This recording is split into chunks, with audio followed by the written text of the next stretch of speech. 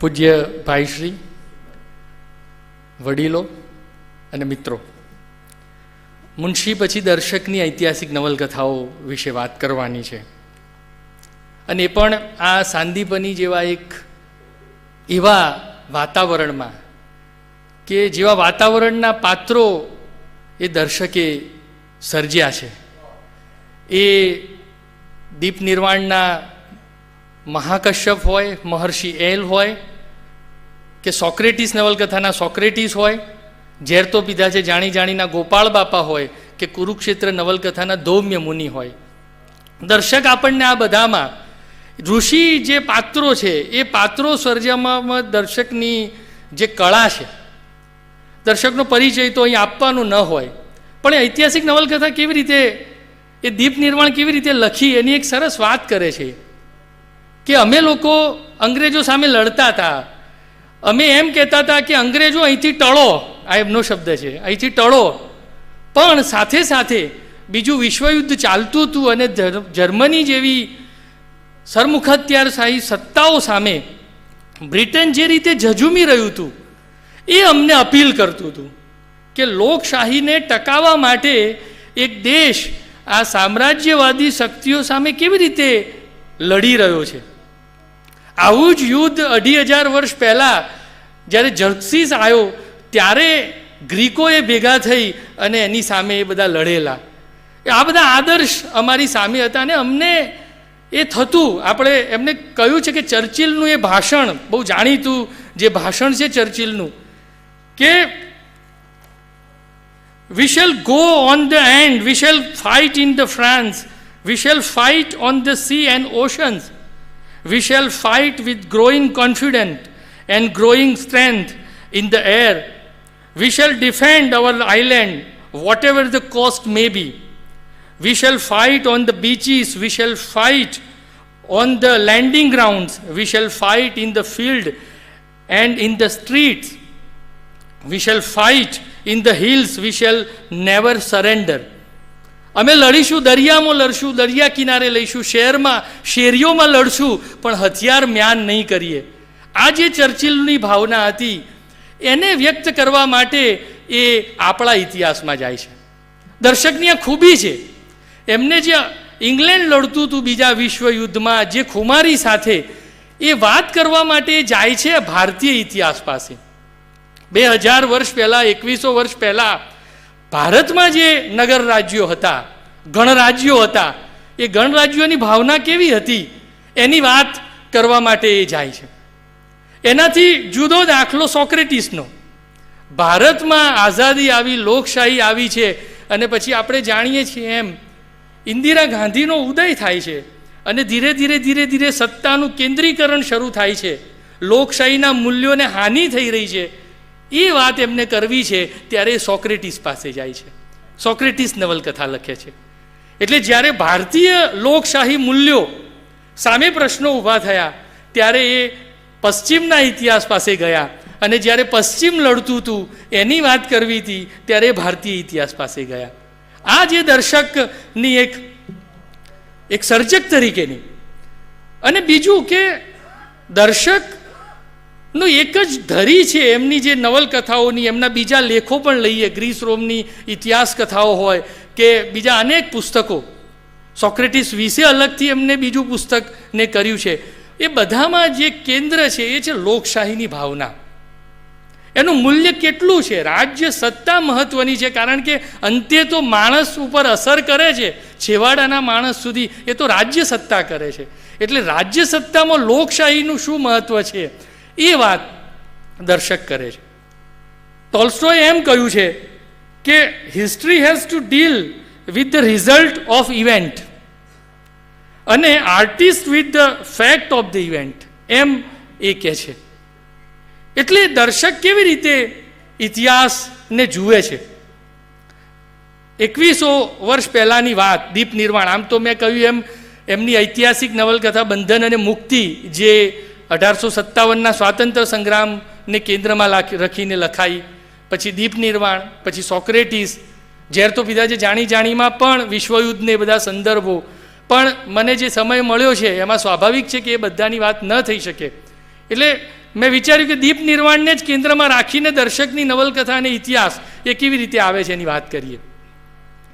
દીપ નિર્વાણમાં વાત છે મહાભાગ ઈશુના જન્મના 100 વર્ષ પહેલાં અને બુદ્ધના નિર્વાણના 500 વર્ષ પછી, એટલે ઈસવીસન પૂર્વે 100, 110, 150 વર્ષનો આ સમયગાળો એમને પસંદ કર્યો છે, જ્યારે આજનું પંજાબ અને પાકિસ્તાનમાં ગયેલું પંજાબ એ સપ્ત સિંધુના પ્રદેશમાં જે નગર રાજ્યો હતા એ નગર રાજ્યો કેવી રીતે ચાલતા હતા અને મગધનું સામ્રાજ્ય કેવી રીતે એમને ગળવા માટે આવે છે ત્યારે કેવી રીતે એ એનો સામનો કરે છે એ એમને આનંદ અને સુચરિતા, મહાકશ્યપ આ બધા પાત્રો દ્વારા આપ્યું છે.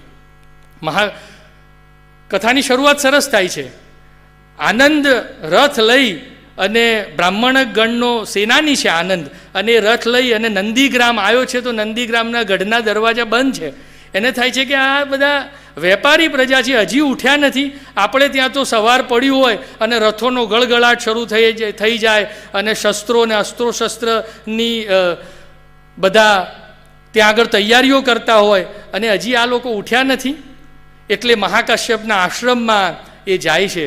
મહાકાશ્યપના આશ્રમમાં જાય છે તો સરસ સુમધુર સંગીત એને સંભળાય છે. એ જઈને જુએ છે એક કુટીરમાં, દરવાજાની અંદરથી તો 2 મયુર યુગલ નૃત્ય કરી રહ્યું છે અને સુચરિતા વીણા વગાડી રહી છે.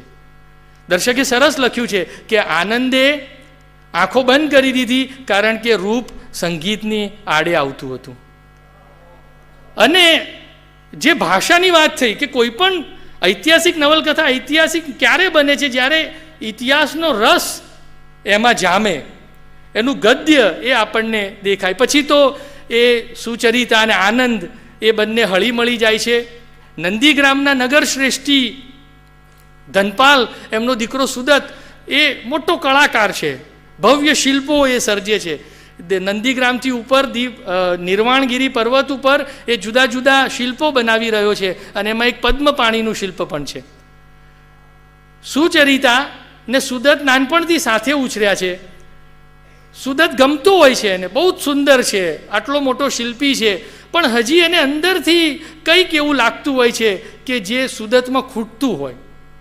પણ કોઈ નાજુક ક્ષણે એ સુદતને એક વચન આપી બેઠી છે, જે સુદતે જ્યારે પદ્મપાણીનું શિલ્પ બની જાય અને એ શિલ્પ જો કોઈ પણ પ્રકારની એમાં ખોડ ન રહી ગઈ હોય, પરીક્ષણ મહાકશ્યપ કરે અને ખોડ ન રહી ગઈ હોય તો એને એ વચન માગવાનું. આ બાજુ આનંદ આવે છે એટલે સ્વાભાવિક પ્રણય ત્રિકોણ થાય છે, કારણ કે સુચરિતા આનંદની તરફ આકર્ષાઈ રહી છે. એ દરમિયાન એ મહાકશ્યપ જોડે ભણવા આવ્યો છે ઔષધ શાસ્ત્ર, શસ્ત્રોને એ બધું તો એને ભણી લીધું છે, પણ ઔષધ શાસ્ત્ર ભણવા આવ્યો છે. હવે ગુરુ પરીક્ષા લેવાના છે, અમસ્તુ તો એડમિશન અપાય નહીં. અને આપણી જેમ અત્યારની જેમ પેલા ટીક કરવાનું નહીં, એની સમજણ જોવાની. એટલે પરીક્ષા કોણ લે? સુચરિતા. મહાકશ્યપ બેઠા હોય, સુચરિતા પરીક્ષા લે છે. બહુ સરસ સંવાદ છે. કેવી પરીક્ષા લે છે? સુચરિતા પૂછે છે માર્ગ કયો છે? આનંદ ઉપાસના. સુચરિતા કહે છે સ્થાન કેવું છે? આનંદ કહે છે ખબર નથી. સુચરિતા ફરી કહે છે સ્થાન કેવું છે? આનંદ કહે છે જ્યાં હું ગયો નથી ને ગયેલા પાછા આવ્યા નથી તે વિશે ખબર નથી. સુચરિતા પૂછે શ્રેષ્ઠ કોણ? આનંદ કહે છે સ્થાનનો અધીશ. સ્થાન જોયા વિના અધીશ વિશે નિર્ણય ક્યાંથી બાંધ્યો? અંતઃપ્રેરણાથી. આનંદ કહે છે સગુણ. સુચરિતા પૂછે સગુણ કે નિર્ગુણ કયું સારું? આનંદ કહે છે જેને જે રૂચે તે. કયું સાચું? બંને.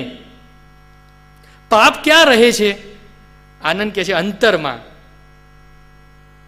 સૌથી મહાન સત્ય કયું? નવજીવન. સુચરિતા પૂછે છે મૂર્ખ કોણ? આનંદ કહે છે હું. અને મહાકશ્યપ સાધુ સાધુ બોલી ઉઠે છે. આ રીતે એની પરીક્ષા પૂરી થાય છે, અભ્યાસ શરૂ થાય છે. એ દરમિયાન ઘણા બધા પ્રસંગો ચાલે છે. સુચરિતા આનંદ તરફ ખેંચાય છે. સુદતને એને ચિંતા છે, વચન આપી દીધું છે, શું થશે? એ વચન ખબર છે કે એ માગવાનો જ છે, એ સુચરિતાને જ પોતે માગશે.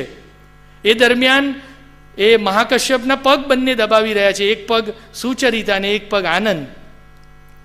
પૂછે છે ઓચિંતા મહાકશ્યપ, પ્રેમ એટલે સુચરિતા? નીચું મોં નાખીને કહે છે અદ્વૈત. એટલે કે છે મહાકશ્યપ કહે છે બહુ ઊંચી ભાષા છે, હવે તું કોઈ કહે જોઈએ આનંદ, પ્રેમની ચરિતાર્થતા શામાં? તને તો આવડવું જ જોઈએ, નહીંતર તું ગૌતમીનો પુત્ર નહીં.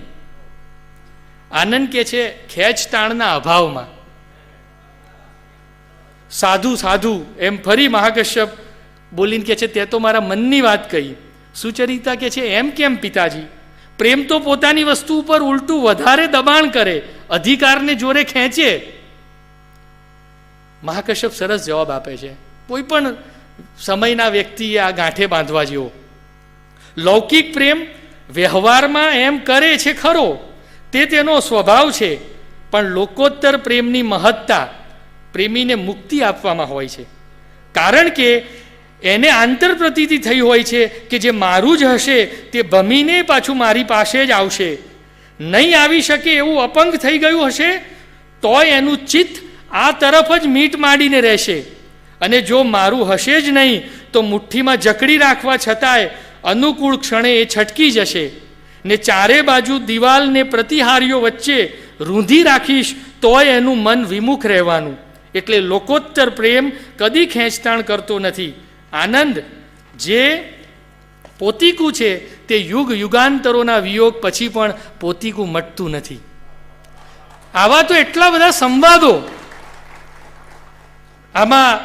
એ ભાષા જ્યારે આપણે જોઈએ, આનંદ પેલા સુદતની વાત કરે છે કે સુદત આટલી મહાન શિલ્પી છે પણ એનું મન કેટલું નાનું છે. જ્યારે આનંદનું વર્ણન કરતા ટૂંકમાં દર્શક કેવા લસરકાથી પણ આનંદ એને ધાર્યો હતો એના કરતાં વધારે મહાન હતો. અન્યને તોડતા પહેલાં એ પોતાની જાતને ત્રાજવામાં મૂકવા ઈચ્છતો હતો. એ રસિક હતો છતાં વિલાસી નહોતો. સમયની એને ઓળખ હતી પણ એ તક સાધુ નહોતો. આ બે વાક્યોમાં એ આનંદની જે વાત કરે છે, તો આવું એક પાત્ર. અને પછી તો આ જેમ ઓલિમ્પિક થાય છે એમ એ વખતે નગર રાજ્યો વચ્ચે સ્પર્ધાઓ થતી, બધા ગણ રાજ્યો ભેગા થયા છે. જે જીતે એને મુકુટ પહેરાવવાનો હોય, એમાં અશ્વ રથ દોડાવવાના છે, એમાં સુદત અને આનંદના રથો એક સાથે દોડી રહ્યા છે, ત્યારે સુદત આનંદના ઘોડાને ભાલો મારી અને ઘાયલ કરે છે. એટલે હાહાકાર મચી જાય છે કે આવું તો કોઈ દિવસ આપણે ત્યાંય કર્યું નથી રમતોમાં. અને બધા વિચાર કરે છે કે એનો શું નિર્ણય લેવો. એટલામાં જે મગધનું સામ્રાજ્ય છે એના રાજા અગ્નિમિત્ર મહાસમ્રાટ, એનો નાનો ભાઈ વસુમિત્ર આવ્યો છે આ બળાબળ જોવા કે આ કેવા છે નગર રાજ્યો અને આપણે એમને જીતી શકીએ કે નહીં. એટલે એ કહે છે કે જુઓ, મૈનેન્દ્રનું આક્રમણ એ આપણી સરહદો ઉપર ગાજી રહ્યું છે. મૈનેન્દ્ર એટલે ઇતિહાસનો મિનેન્ડર, શક સમ્રાટ. એ મિનેન્ડર આવી રહ્યો છે લશ્કર લઈને, આપણે એમનો સામનો કરવાનો છે. આ વાત કરી અને મગધને તો આ જે નગર રાજ્યો હતા, જ્યાં લોકશાહી હતી, ગણ રાજ્યો હતા, એને પોતાની અંદર ભેળવી દેવાતા. એટલે એ લોકો સારી સારી વાતો કરે છે કે અમે તમારા લશ્કરને અમારે ત્યાં આવવા દો, અમે મૈનેન્દ્રનો સામનો કરીશું નહીં. પણ મહાકશ્યપ તો એ કહે છે કે તમે તમારી શુભ ઈચ્છા છે એવું અમે માની લઈએ છીએ. તમે એ પહેલાં જો બીજા ગણરાજ્યોને તમારી અંદર ઓહિયા કરી ગયા છો, એને જો તમે મુક્ત કરો તો અમે સતયુગ આવ્યો એમ કહીએ. અને રાજ્ય વ્યવસ્થામાં તમે ઈચ્છતા હો પણ કદાચ એ ન કરી શકો તો જવા દઈએ. પણ જો તમે માનતા હોય કે આર્યવત ઉપર આક્રમણ થયું છે, એ સંભાળવાની જવાબદારી મગધની પણ છે, તો આપણે એક ભેગી સેના બનાવીએ. એ સેનાના સેનાપતિ અમારા ગણરાજ્યમાંથી હોય. એ જે ખર્ચો થાય એનો 1/3 અમે આપીએ, 2/3, કારણ કે પહેલાં અમારા ઉપર હુમલો થયો છે, 1/3 તમે આપો, અને એ સેના છે એ અમારાથી અમુક અંતર રાખીને આગળ વધે. એટલે વસુમિત્ર કહે છે કે મગધ આવા સામ્રાજ્યની સેના એ ગણરાજ્યોના સેનાપતિ નીચે લડે, એ ઠુકરાઈને જતો રહે છે. આ બાજુ આનંદ એ તક્ષશિલા એને મોકલવામાં આવે છે. ત્યાં તક્ષશિલા એટલે અત્યારનું આપણે જાણીએ છીએ એમ ઇસ્લામાબાદથી આગળ આ બધા જે સંઘ રાજ્યો છે અત્યારના પાકિસ્તાનમાં સિયાલકોટ, જેને શાકલ નગર તરીકે એમને, એટલે દર્શકની નવલકથાઓમાં જે વર્ણનો આવે છે નગરોના, એને આપણે જ્યારે મેપ ઉપર જોઈએ ત્યારે આપણને થાય કે દર્શક કેટલી કાળજી રાખી છે. ઇતિહાસને ઊભો કરવો, ઇતિહાસની ઘટનાઓ, એ બધું તો ખરું જ, પણ જે ભૂગોળ છે એ ભૂગોળને પણ બરોબર એમને સાચવી છે નવલકથાની અંદર. એટલે એ આક્રમણ થવાનું છે. તક્ષશિલાનો નાશ થઈ ચૂક્યો છે એલેક્ઝાન્ડર વખતે, અને ત્યાં અયલ મુનિ એ એકલા 10-15 વિદ્યાર્થીઓને ભણાવી રહ્યા છે. જ્યાં 2000-3000 વિદ્યાર્થીઓ ભણતા, ત્યાં એ મૈનેન્દ્ર જે આક્રમણ કરવા આવ્યો છે એ પણ એમની પાસે ભણી ગયો છે. એટલે આ આનંદ અને બીજી એક કૃષ્ણા નામની કન્યા, કઠકન્યા, એ બંને ત્યાં જાય છે મૈનેન્દ્રના જોડે, અને ધીરે ધીરે એમના સંપર્કથી મૈનેન્દ્ર જે હુમલો કરવા આવી રહ્યો છે એનું માનસ પરિવર્તન થતું જાય છે કે હું કોનો શિષ્ય છું અને હું શું કરવા જઈ રહ્યો છું. અને જ્યારે તક્ષશિલામાં આવે છે, સરસ વર્ણન છે. અયલ મુનિ છે, એ અયલ મુનિએ ત્યાં આગળ બધાનો ભોજન સમારંભ ગોઠવ્યો. એના બધા જ જે સામંતો હતા મૈનેન્દ્રના, એને એક પંગતમાં બેઠાડ્યા, અને એક બાજુ સામાન્ય જે નગરજનો હતા એ બેઠા, અને એમને પેલા લોકોના તાસમાં, થાળીમાં હીરા મોતીને એ બધું પીરસ્યું, અને કહ્યું કે શરૂ કરો હવે. એટલે બધા પેલા જોઈ રહ્યા કે અહીં એવો કંઈ વ્યવહાર હશે કે પહેલાં દક્ષિણા આપવામાં આવતી હશે પછી જમવાનું હશે. એટલે પેલા જોઈ રહ્યા કે લો શરૂ કરો. પેલા બધા એકબીજાને, મૈનેન્દ્ર સમજી જાય છે કે આ ગુરુ મારા જુદી રીતે વાત કરે છે. પછી એ પૂછે છે કે તમારે ત્યાં તમે આ નથી જમતા? કે ના, અમે તો તમારી જેમ જ બધું અનાજને ખાઈએ છીએ. અનાજને ખાઓ છો? તો કે તમારે ત્યાં ગાયો ખરી? એટલે કે હા, તમારા જેવી જ ગાયોને છે ને દૂધને આપે છે. પછી કે છે વરસાદને પડે તમારે ત્યાં? હા, કે ધોધમાર વરસાદને પડે છે. તો કે હવે સમજો કે વરસાદ કેમ પડે છે. એ તો પેલી ગાયો માટે પડે છે. તમારી લોકો જોડે ખાવાનું છે છતાંય તમે આ બધાને લૂંટો છો અને આ બધું કરો છો, તો તમારી માટે તો વરસાદ વરસતો જ ના હોય, આ તો પેલી ગાયો માટે વરસે છે. અને પછી એ એકલા વિદ્યાપીઠ ચલાવતા હોય છે. અને એ સરસ વાત આજની કે આજના જે શિક્ષણ જગત છે એ કહે છે કે આનંદે જોયું કે આ બધા વિદ્યાર્થીઓ અહીં સવારમાં આવે છે અને છેક સાંજે પાછા જાય છે. બપોરનું ભોજન તક્ષશિલાનો યવન વેપારી સંઘ આપે છે. થોડા ઘણા આર્યો અહીં જે રહ્યા છે તે પણ એલ પ્રત્યે સદભાવ જ ધરાવે છે. પણ ક્ષત્રપે તો એલને ઘણી વખત રાજ્યાશ્રય આપવા હા પાડી છે, પણ એલે દર વખતે એટલું જ કહ્યું છે, સરસ્વતી ભક્તનું ગૌરવ ખોઈને મારે તંત્રની મદદ પણ ન ખપે. સરસ્વતીને રાજલક્ષ્મીના બંદીખાને નાખીને કયા ભવે છૂટું? વિદ્યાપીઠ કેવળ સરસ્વતીના ઉપાસકોની જ રહેશે, એમ એ જવાબ આપે છે. તો આવા અનેક સંદર્ભો, અનેક વર્ણનો કે આપણે એ સમયમાં આપણે જતા રહીએ. જેમ કહ્યું ને કે આપણે કલ્પવું ન પડે એ ઇતિહાસને, આપણે પોતે એ ઇતિહાસમાં જતા રહીએ. એક અંગત વાત કરું તો જ્યારે એમએમાં ભણતો અને દીપ નિર્વાણ નવલકથા પહેલી વખત વાંચી ત્યારે એ 2000 વર્ષ પહેલાંના ઇતિહાસમાં એટલો રમમાણ થઈ ગયો હતો કે નવલકથા પૂરી થઈ ત્યારે ગમતું નહોતું. એમ થતું હતું કે હું ક્યાં આ નગર રાજ્યોને આ સમયમાંથી પાછો અહીં આવી ગયો. એટલે ફરી વાંચવાનું શરૂ કરી હતી. તો આ દર્શકની જે ઇતિહાસનો રસ જમાવવાની જે દર્શકની ક્ષમતા છે. પછી તો નગર રાજ્યો ભેગા થાય છે, મગધનું આક્રમણ. મૈનેન્દ્ર તો હવે આક્રમણ કરવાનું નથી, પણ મગધનું સામ્રાજ્ય આક્રમણ કરવા એની વિશાળ સેના લઈ અને વસુમિત્ર આવી રહ્યો છે. એને ભાગલા પરાઈને બીજા બધા ગણો ખસી ગયા છે. આ નંદીગ્રામ એકલું બચ્યું છે અને ભેગા થયા છે કે શું કરવું હવે, આપણે સમર્પણ કરવું કે લડવું? એટલે નગર સભા સંથાગારમાં ભેગી મળી છે અને મહાકશ્યપ ત્યાં આગળ ભાષણ કરે છે, બધાને સંબોધન કરે છે, બધાને સલાહકા પત્રો આપી દીધા છે જે નગરના જે નાગરિકો હોય નગર સભાના, કે કોણ આપણે શું કરવું, સમર્પણ કરવું કે યુદ્ધ કરવું? અને ત્યારે જે વાત કરે છે એ દર્શકની જે લોકશાહીની જે ભાવના છે એ કેવી રીતે મહાકશ્યપના મુખે મુકાઈ છે. ગણરાજ્ય એ સંસ્કાર છે, એ કોઈ સંથાગારો કે કોટ કિલ્લામાં નથી. ભલે બધું નાશ પામતું, પણ ભાવનાનો નાશ નહીં થવો જોઈએ. ગણરાજ્ય એક ભાવના છે, આપણા આર્ય પિતામહોની સાથે જ જન્મેલી એ ભાવના છે. આર્યોએ રાજવી સંસ્થાને પોષી નથી, રાજાને નરકવાસ આપ્યો છે. આ અસંખ્ય નદીઓના જળે પોષાતા પ્રદેશમાં આર્યોએ રાજ્ય સંસ્થાને દેવ નિર્મિત નહીં પણ જણગણ નિર્મિત કરીને એક ભાવનાને જન્મ આપ્યો છે. એ ભાવના છે શક્તિને મુક્તિની દાસી બનાવવાની. મુક્તિ જ પ્રાણદાતા છે. શક્તિ તો મુક્ત મહાદેવની ચરણદાસી છે. સામ્રાજ્યો મુક્તિને શક્તિના બંદીખાને નાખવા નીકળ્યા છે. એ કહે છે અમારી પાસે હાથી, ઘોડા, રથ, પાયદળ છે, અમારી પાસે ધન, ધાન્ય, સમૃદ્ધિ છે, અમને સેવો, અમારા ગુણગાન ગાઓ, અમને વંદો. આપણે કહીશું અમે તો મુક્તિના ઉપાસકો છીએ. અહીં અબાલ વૃદ્ધ સૌ મુક્ત છે. શક્તિ અને મુક્તિ વચ્ચે તમને ગમે તેને પસંદ કરી શકો છો. સભાસદો જે નિર્ણય વધુ મતે કરશે તે નગરજનોને હું જણાવીશ. એક વાત યાદ રાખજો, શક્તિને સંગાથી ઘણાએ મળી રહેશે, પણ મુક્તિને તો ઈશ્વર સિવાય કોઈની સોંપતી ન મળે તેવું બને. કઠો ખસી ગયા છે, બીજા ગણ ખસશે, પણ આ તો દેવાસુર સંગ્રામ છે.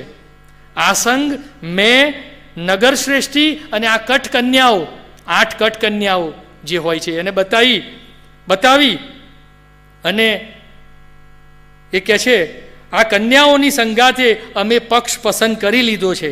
અમારાથી તો અસુરનું દાસત્વ સ્વીકારી ને મુક્તિને છે નહીં દેવાય.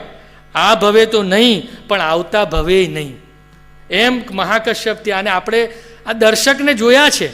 ઇતિહાસ એ જ્યારે આઝાદીનો સમય હોય, રજવાડાઓનું જ્યારે વિલીનીકરણ ચાલતું હતું ત્યારની વાત હોય, કે જ્યારે કટોકટી નખાઈ ત્યારે એવોર્ડ પાછા આપવાના હોય, એ બધી વસ્તુઓમાં જ્યારે એમને લોકશાહીનો જ્યારે પંથ લીધો છે, પક્ષ લીધો છે, એ જ મહાકશ્યપના મનમાં. અને પછી તો સમય નથી, પણ દર્શક શું યુદ્ધના વર્ણનો કરે છે. એ બધું નગર તૈયાર થાય છે, તૈયારીઓ કેવી રીતે થાય છે, ખાયો ખોદાય છે, અન્ન સાચવી રાખવામાં આવે છે કે એક વર્ષ સુધી તો આપણે મગધની સેનાનો સામનો કરીએ, અને પણ એવું થતું નથી. મગધ સેના ઘેરો ગાલીને પડી છે. અને નગરમાં હવે ધીરે ધીરે રોજ રાત્રે એ ઉપર નિર્વાણગીરીથી ધનુષ્યબાનોમાં અગ્નિ વરસતી હોય છે. એવા સમયે કેવી રીતે નગર રાજ્યોને એ જાળવી રાખે છે. છેલ્લે એ કહે છે કે જો આપણે બચીએ નહીં તો આસંગ તમે આ બધા લોકોને લઈને નીકળી જજો અહીંથી, અને આબુ નજીક એક માધ્યમિકા નામનું નવું નગર વસાવજો. અને જ્યારે જવાની વાત આવે છે કે પહેલાં હોડીમાં આ સંથાગારની મૂર્તિઓ મૂકો, કારણ કે આપણી જે ગણ ભાવના છે એ ગણ ભાવનાની સાક્ષી આ સંથાગારની મૂર્તિઓ છે, એને પહેલાં લઈ જાઓ. આનો એ લોકો મગધવાળા નાશ કરી દેશે, પણ આપણા હૃદયમાં જે છે એનો નાશ એ નહીં કરી શકે. અને આ રીતે યુદ્ધ થાય છે. પછી તો એ યુદ્ધમાં મહાકશ્યપને બધા આનંદ પણ આવી જાય છે. એ બચીને થોડા લોકો નીકળી જઈ અને એક ટાપુ ઉપર જાય છે, ત્યાં પણ મગધની સેના આવી જાય છે. છેલ્લે નગરપતિને બધા વધે છે.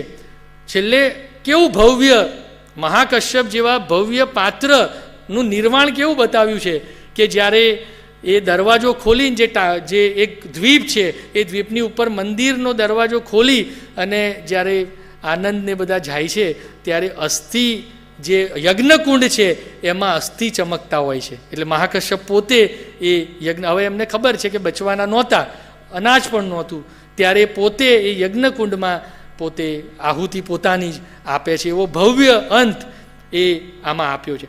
આ રીતે દર્શકની આ દીપ નિર્માણ વિશે જ 2-3 કલાક વાત કરી શકાય. ઘણી બધી વાતો એમાં મેં છોડી દીધી છે. યુદ્ધના વર્ણનોથી માંડીને એ બધું દર્શક ઇતિહાસનો રંગ જમાવવામાં કેવી રીતે સફળ થાય છે.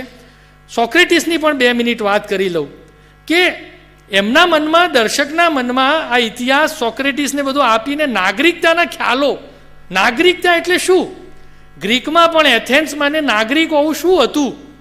એટલે જ્યારે પ્રણયના કારણે જ્યારે નાગરિક મટી જવાનું આવે ત્યારે મીડિયાના મુખે એમને સંવાદો મૂક્યા છે કે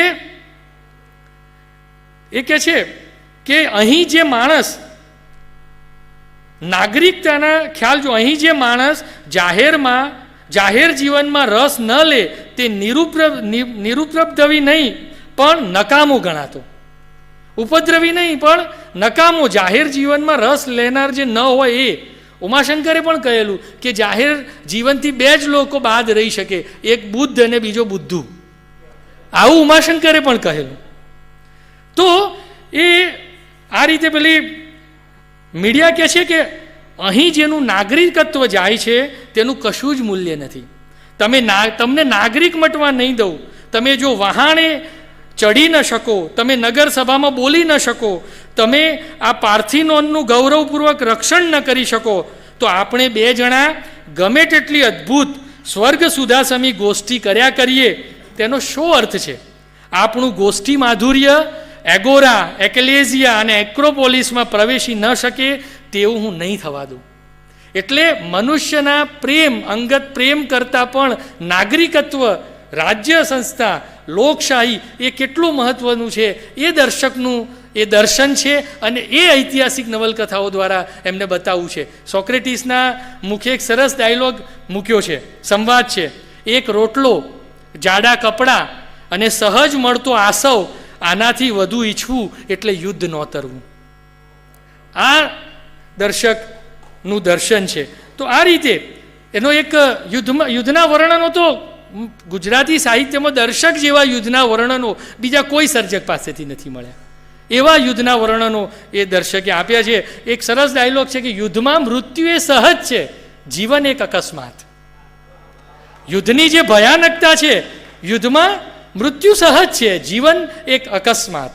તો આવા દર્શકની સોક્રેટિસ નવલકથા હોય, બંધન અને મુક્તિ હોય, દીપ નિર્વાણ હોય, અનેક વાતો કરી શકાય. પણ મેં કહ્યું એમ એ રંગ જમાવે છે ઇતિહાસનો, એ વાતાવરણ ઊભી કરે છે ને એમનું ગદ્ય.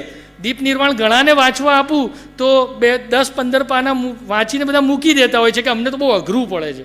એ ભાષા સર્જવી, અને એ વખતે દર્શકની ઉંમર માત્ર 32 કે 33 વર્ષની, અને એ વખતે આવી એક દર્શન રજૂ કરવું લોકશાહીનું, અને એવી ભાષા, તો એ દર્શકને એક ઐતિહાસિક નવલકથાકાર આપણા મહત્ત્વના તરીકે એ સ્થાપિત કરે છે. ઘણી બધી વાત થઈ શકે. આજે આટલી. આપ સૌનો ખૂબ ખૂબ આભાર.